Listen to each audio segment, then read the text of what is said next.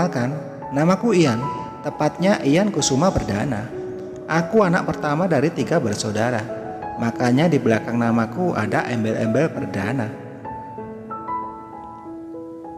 Aku dan keluargaku tinggal di suatu kampung yang asri, yang sebagian besar penduduknya bekerja sebagai petani, termasuk orang tuaku juga sebagai petani.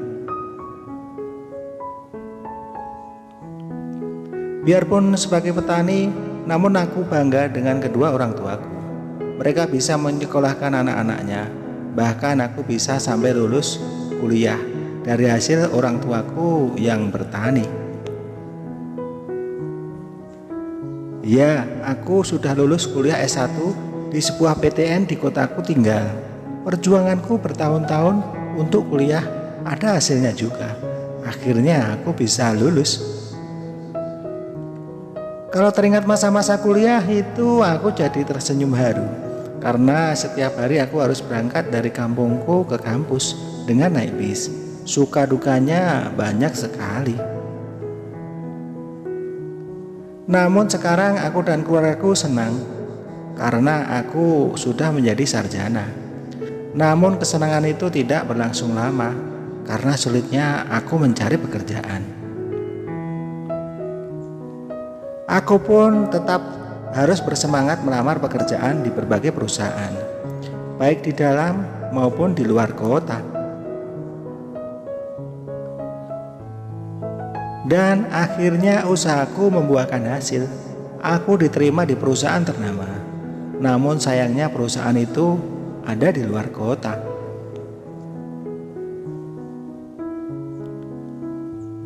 Dengan mempertimbangkan sulitnya mencari pekerjaan, akhirnya aku terima pekerjaan itu. Dan mau tak mau, aku harus cari kos yang dekat dengan tempatku bekerja.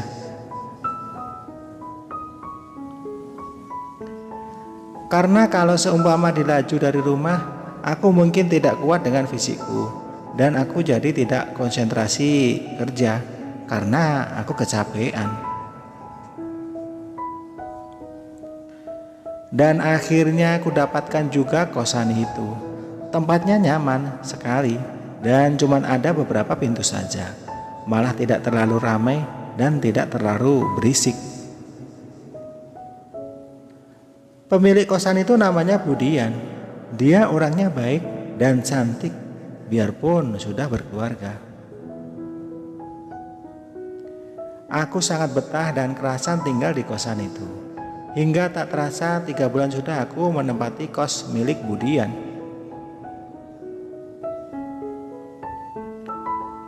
Hingga pada suatu hari tepatnya jam 8 malam, aku sedang santai nonton TV. Terdengar ketukan pintu kosan dan juga memanggil-manggil namaku, yang ternyata ibu kos. Ada apa ya, kok tumben banget? Padahal uang bayar kos belum waktunya. Lagian masih 2 minggu lagi. Lalu aku membukakan pintunya. Budian, ada apa bu? Ini Ian, ibu mau minta tolong gantiin lampu di kamar mandi dong. Lampunya mati. Aku pun langsung mengambil lampu baru yang dipegangnya dan juga mengambil tangga di samping rumahnya.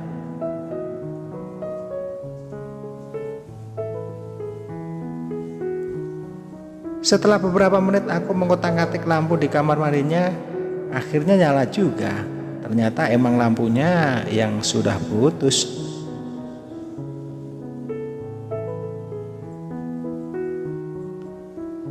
Saat aku mau menuruni anak tangga, aku terkejut dengan pemandangan sekeliling kamar mandi Ibu Dian, yang dimana pakaian pribadinya masih tergantung di tembok-tembok kamar mandi.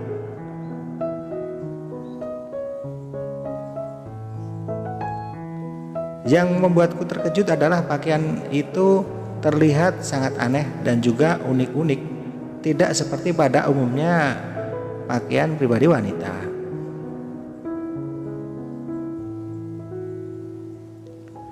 Yang dimana hanya seutas tali dan juga ada yang seperti jaring nyamuk. Dan masih banyak yang lainnya.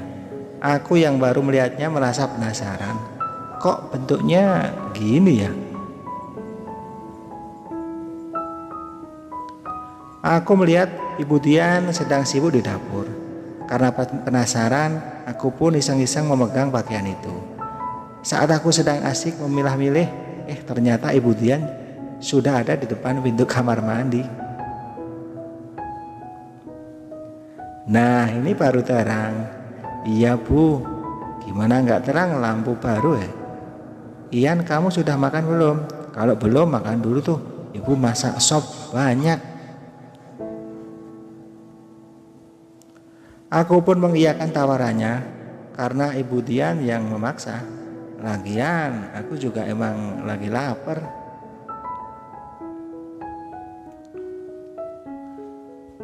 Aku pun duduk dan mulai makan sop buatan Bu Dian. Wah, enak nih. Oh ya, Bapak belum pulang jam segini ya Bu? Minggu ini kan Bapak jaga malam ya. Aku dan Bu Dian malah jadi asik ngobrol. Ibu Dian yang sedang memakai piyama yang lumayan ehem. Sesekali aku pun memperhatikannya. Suami Bu Dian selalu sibuk bekerja. Jadi Bu Dian sangatlah senang kalau ada yang mengajaknya ngobrol untuk mengisi kesepiannya. Dan tak terasa waktu sudah menunjukkan jam 9 malam. Yang sebentar lagi suami Bu Dian akan pulang. Aku pun kembali ke kosan.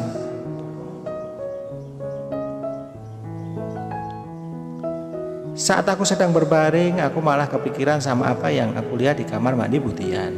Dan malah membayangkan Bu Dian memakainya. Wah, kayak apa ya?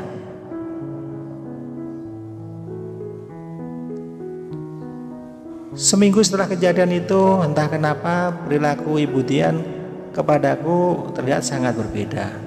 Di mana tatapannya itu begitu sangat tajam dan juga sering tersenyum saat Bu Dian melihatku. Waktu itu aku bayar uang kos pada Bu Dian. Gak taunya aku malah diajak curhat. Dia menceritakan masa mudanya dulu saat masih sekolah.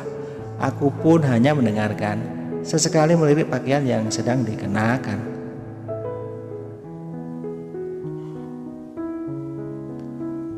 Bu Dian pun juga menceritakan saat aku sedang di kamar mandinya. Ternyata Ibu Dian melihat apa yang aku lakukan setelah selesai membetulkan lampunya yang mati waktu itu.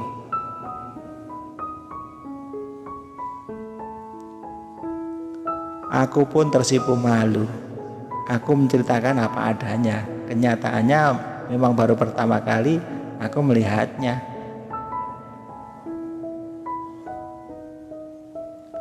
Hari pun mulai larut.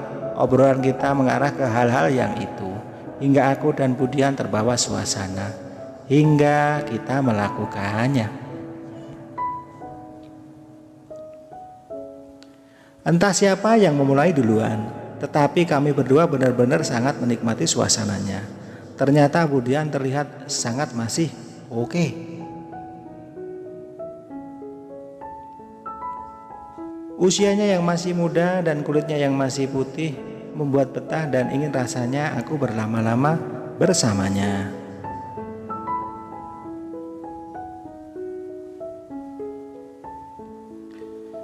Sampai-sampai tidak terasa waktu sudah menunjukkan jam 9.30 malam. Suaminya sebentar lagi pulang. Aku pun menyudahinya. Aku langsung keluar dari rumahnya setelah membayar uang kos dan sedikit memberi hiburan kepadanya.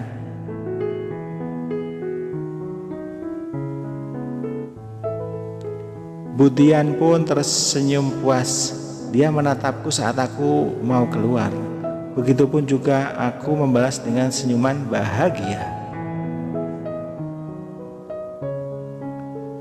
Aku bahagia karena apa yang aku bayangkan sebelumnya malah bisa jadi kenyataan.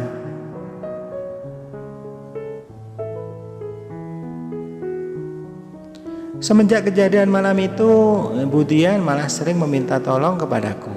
Aku pun tidak bisa menolaknya karena aku sendiri sangat senang bisa membantunya.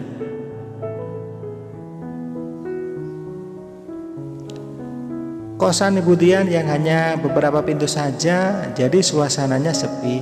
Aku merasa sedikit bebas keluar masuk ke rumahnya, karena kosan sendiri di samping rumahnya Bu Dian.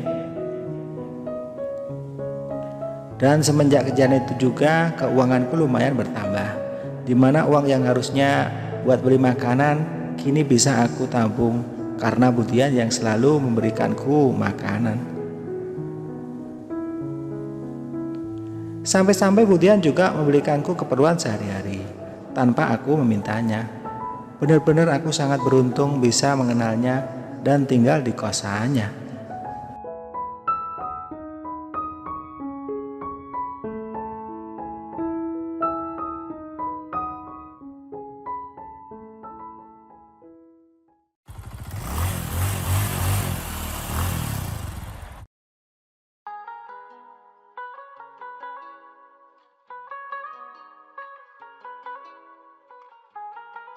Halo, selamat datang di channel Mbak Yayuk. Assalamualaikum warahmatullahi wabarakatuh. Saya Mbak Yayuk, pemilik sekaligus host di channel ini yang akan membawakan kisah nyata untuk kalian semua. Tolong anggap cerita ini hanya sekedar hiburan dan pelajaran saja. Dan jika ada kesamaan nama, tempat, dan kejadian, semua itu mungkin hanya kebetulan semata. Silahkan ambil sisi baiknya dan buang sisi buruknya. Oke, selamat menikmati vlog dan kumpulan cerita dan kisah nyata dari saluran Mbak Yayuk. Subscribe dulu biar sama-sama enak. Nah, sebelum mulai ceritanya, mari perkenalkan dengan tokoh utama dalam kisah ini, tapi semua nama akan disamarkan demi privasi. Saat sekarang ini, aku sudah berada di mobil menuju rumah Budhe Siti yang akan menjadi tempat tinggalku sampai aku lulus kuliah nanti. Namaku Satria, mahasiswa semester 4 yang berasal dari satu kampung yang punya cita-cita untuk bisa mengubah nasibku. Makanya aku berkuliah dengan harapan setelah lulus kuliah nanti aku bisa dengan mudah mendapatkan pekerjaan yang sesuai dengan keinginanku. Demi mewujudkan semua itu, maka hari ini aku pun memutuskan untuk ikut tinggal di rumah Budhe Siti dengan tujuan mengurangi pengeluaranku. Sekalian untuk bisa membantu dan menemaninya ketika Budhe ditinggal Pak De Heri dinas keluar kota. Sebenarnya sudah cukup lama Budhe Siti selalu menyuruhku untuk tinggal di rumahnya itu. Tapi selalu kutolak. Karena aku ingin belajar hidup mandiri ketika aku jauh dari orang tuaku. Di samping juga karena aku merasa malu. Meskipun sebenarnya jarak dari kampusku ke rumah Budhe Siti sangat dekat, tapi aku malu jika harus tinggal di sana. Apalagi kalau dengan tanpa aba-aba dulu, sahabat sejatiku terbangun saat berada di dekat Budhe Siti. Budhe Siti berusia 41 tahun dengan kulit putih bersih, rambut panjang sebahu, dan karena adanya lesung pipit, senyumnya jadi manis sekali. Belum lagi ciri-ciri yang lainnya yang tidak bisa aku ceritakan di sini karena sangat wow sekali guys. Waduh guys, hampir saja nih. Gara-gara asyik melamunkan Budhe Siti, aku sampai tidak sadar kalau sudah sampai di rumahnya. Setelah aku turun dari mobil, sesampainya di teras rumahnya aku disambut dengan pelukan hangat Budhe Siti yang saat itu belum berangkat kerja. Dan memang sengaja menunggu kedatanganku, tapi aku malah grogi dengan momen seperti itu. Terlebih lagi, ketika itulah aku merasakan adanya sesuatu yang mengganjal dengan benar pada tempatnya. Waduh Budhe, belum apa-apa, sudah kasih aku kejutan gini. Gumamku di dalam hati. Perlahan tapi sangat pasti, mau tidak mau proses itu dengan pasti cukup mampu untuk membangkitkan semangat mudaku. Dulu, sewaktu aku masih kecil, sebenarnya aku sering mendapatkan momen seperti ini dari Budhe Siti, namun sekarang ini kan berbeda banget. Apalagi umurku sudah bertambah semakin beranjak dewasa. Tentunya sewaktu dulu, aku belum berpikir yang aneh-aneh. Tetapi kalau sekarang ceritanya sudah lain, aku bukan yang dulu lagi. Hehehe. Akhirnya kamu kesini juga Satria. Budhe seneng banget deh. jadi ada temennya sekarang. Iya Bude, Satria juga seneng kok, balasku. Kamu kenapa Satria? Lagi sakit ya? Kok pucet gitu mukanya? Tanya Bude Siti sambil terus memandangiku penuh rasa heran. Enggak kok Bude, mungkin cuma capek aja karena lagi banyak tugas di kampus, jawabku yang kubuat sesantai mungkin. Walaupun sebenarnya itu adalah akibat dari pikiranku yang sudah melanglang kemana-mana. Bagaimana tidak? Kalau aku baru datang saja, sudah langsung dapat sambutan satu keindahan yang tak bisa dihindari. Ditambah lagi dengan sebuah sentuhan yang alat kerja kreatif walau masih ada penghalangnya. Oh kayau gitu ya, sudah. Masuk dulu yuk. Bude, sudah siapin kamar buat kamu. Ayo Bude, antar. Lalu kuikuti langkahnya dari belakang. Sekalian aku membawa barang-barangku.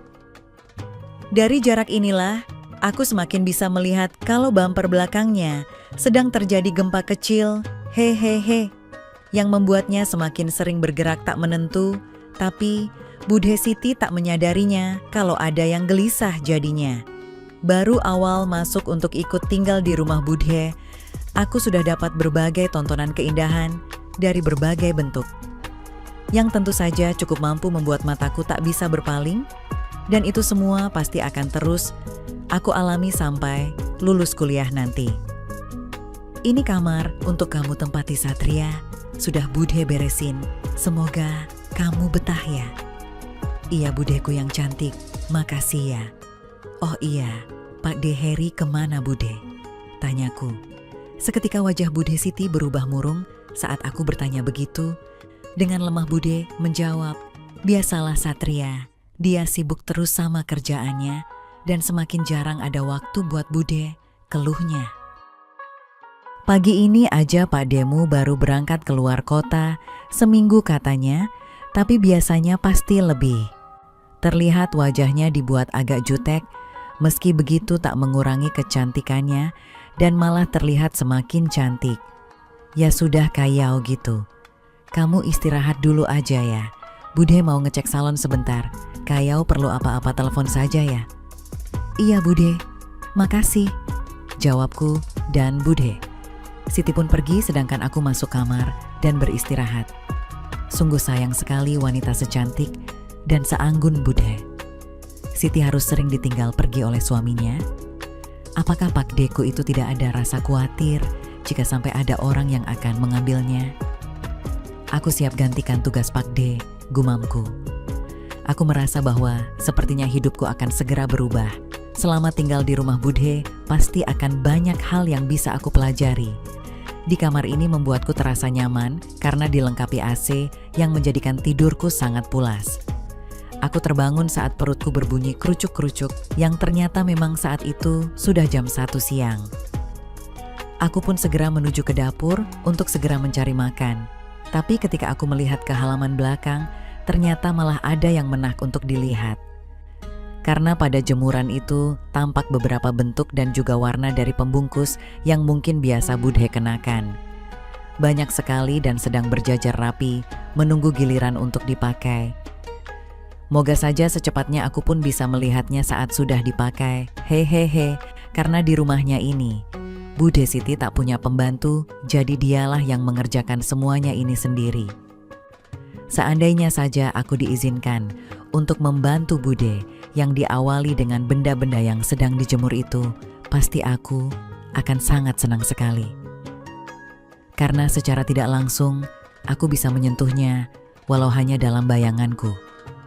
Ku tepuk-tepuk kepalaku sendiri agar pikiran ini kembali fokus dan tidak terlalu jauh berharap sesuatu yang belum jelas kenyataannya. Akhirnya kuputuskan saat itu juga lebih baik aku makan saja.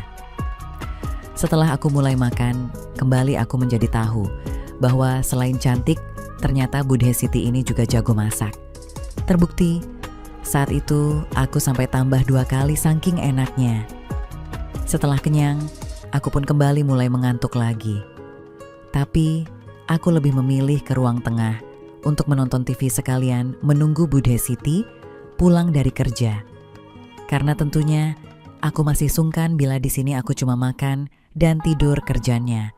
Baru saja TV aku nyalakan, Budhe Siti sudah membuka pintu rumahnya, seraya Budhe tersenyum manis padaku. Budhe Siti langsung menuju ke arahku dengan cara jalannya yang bagaikan seorang model yang sedang melakukan show. "Kamu sudah makan, Satria?"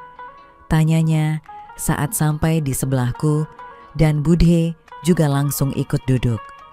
"Sudah Budhe, baru aja," kataku sambil mataku melihatnya sebentar saja, karena takut jika sampai salah fokus. Apalagi bila dilihat dari baju yang dikenakan Budhe, dalamnya putih yang ditutup dengan blazer abu-abu. Tentu saja itu membuat aura tersendiri untukku yang saat itu sedang melihatnya. Oh my god, sampai kapan aku bisa bertahan? Suasana selanjutnya menjadi hening karena Budhe Siti sibuk dengan HP-nya, sedangkan aku memilih fokus ke TV. Sembari sesekali mataku melirik ke titik besar yang selalu menjadi pusat perhatianku. "Oh iya Satria, besok kamu kalau ke kampus pakai motor Budhe aja, ya nggak usah naik ojek. Hitung-hitung uang yang biasa dipakai naik ojek kan bisa ditabung," lanjut Budhe Siti. "Nggak apa-apa Budhe, uang kiriman Satria masih cukup kok. Lagi pula aku bisa tinggal di sini saja, sudah senang sekali kok," jawabku dengan masih tak berani melihat wajah Budhe Siti. Karena takutnya kalau terlalu lama melihatnya bisa-bisa nantinya fokusku ke yang lainnya. "Terus terang saja, Budhe malah seneng kamu mau tinggal di sini Satria. Kamu mau menemani Budhe, mengobrol sama, bisa bantu-bantu. Apalagi kamu masih muda jadi pasti tenaganya masih lebih kuat dibandingkan dengan pakdemu," kata Budhe melanjutkan. "Loh, memangnya ada apa dengan pakde Heri Budhe?" tanyaku penasaran. Ternyata pertanyaanku ini sontak membuat Budhe Siti langsung meletakkan HP-nya dan menggeser duduknya menghadap ke arahku, lalu menarik nafas panjang. "Kenapa Budhe?" tanyaku bingung. "Budhe minta kamu jangan tanya atau ngomongin apapun soal pakde kamu," seraya Budhe bangkit dari duduknya dan berjalan ke kamarnya. Entah kenapa, tapi sepertinya mereka sedang ada masalah yang cukup rumit sehingga tak ingin dibicarakan padaku. Terlebih Budhe Siti yang sejak tadi selalu menghindar jika kutanya tentang pakde Heri. Karena tak enak dengan Budhe Siti, aku pun bangkit dan menuju ke mamnya untuk minta maaf padanya. "Budhe," panggilku pelan. "Masuk aja Satria, nggak apa-apa kok," kata Budhe Siti dari dalam, dan perlahan aku pun melangkah masuk. Terlihat Budhe Siti duduk di pinggir kasur dengan wajah yang agak sedih serta tatapan matanya yang sendu. "Maafin Satria ya Budhe, kalau sudah membuat salah kata sama Budhe. Kamu nggak salah kok Satria." Budhe Siti tetap menunduk sambil menaikkan tangannya yang kulihat di jarinya tak ada lagi cincin yang biasa dipakainya. Dan itu semakin menguatkan dugaanku bahwa ada masalah besar di antara Budhe Siti dengan pakde Heri suaminya itu. Akhirnya ku beranikan diri untuk duduk di samping Budhe Siti yang masih terlihat sedih saat itu. Yang ada dalam pikiranku hanyalah bagaimana caranya membuat Budhe Siti bisa tersenyum kembali.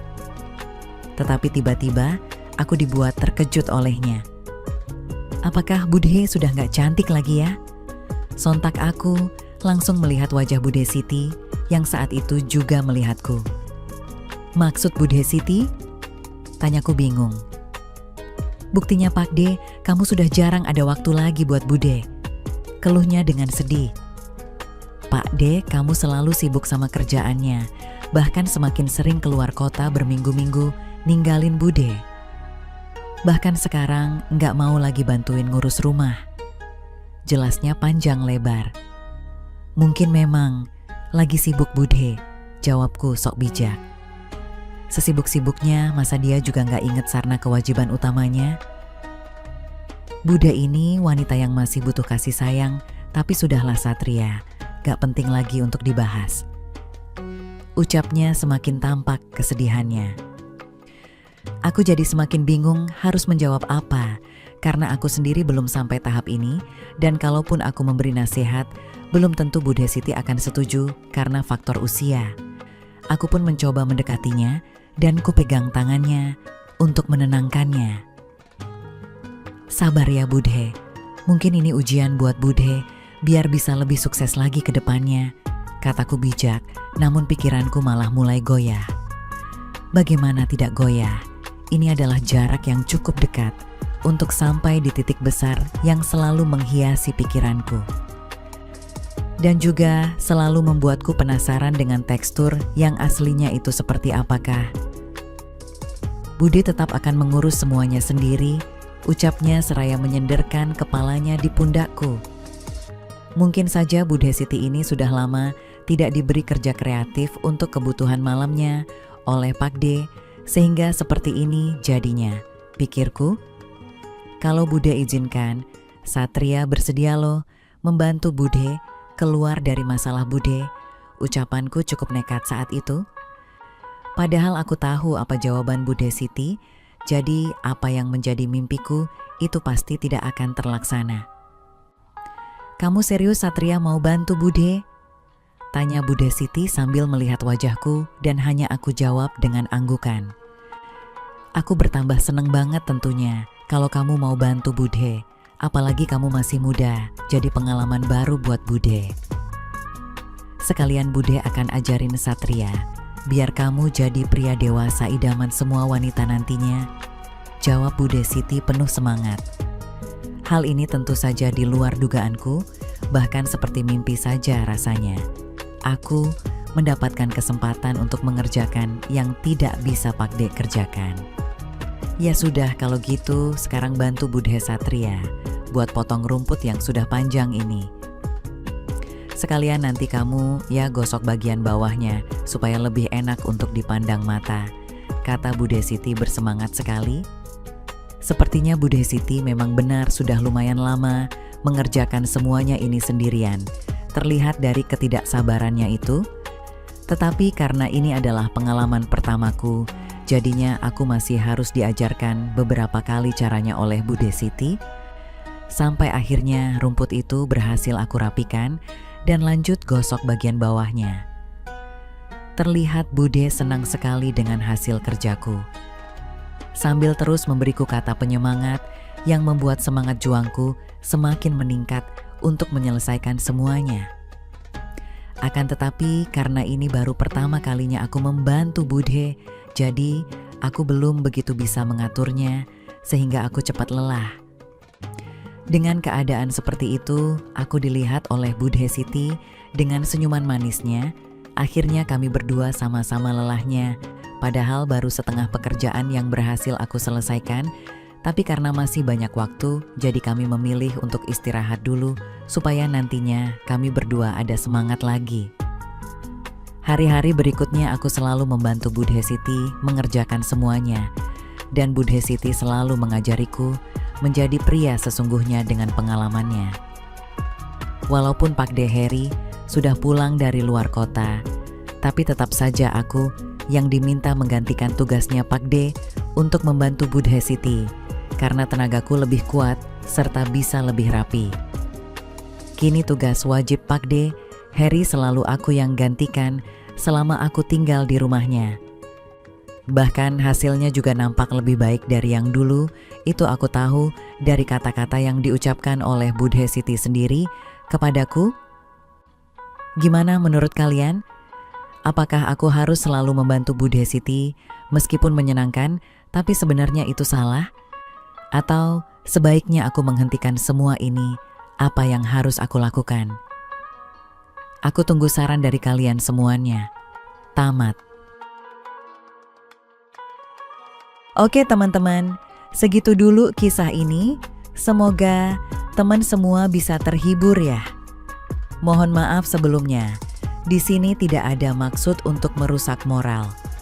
Tapi kita sebagai insan manusia yang penuh dosa, hanya ingin berbagi pengalaman saja, yang tentunya kami tidak menyarankan hal ini untuk ditiru ya. Terima kasih karena sudah mau mendengarkan kisah nyata ini. Sekali lagi, ambil baiknya dan buang buruknya, dan semoga hal seperti ini tidak akan pernah terjadi kepada kalian semua, dan semoga kita semua dilindungi dari mara bahaya. Amin ya Rabbal Alamin. Sekian dan terima kasih. Sampai ketemu lagi di cerita-cerita selanjutnya. Jangan lupa like, komen, share, dan subscribe.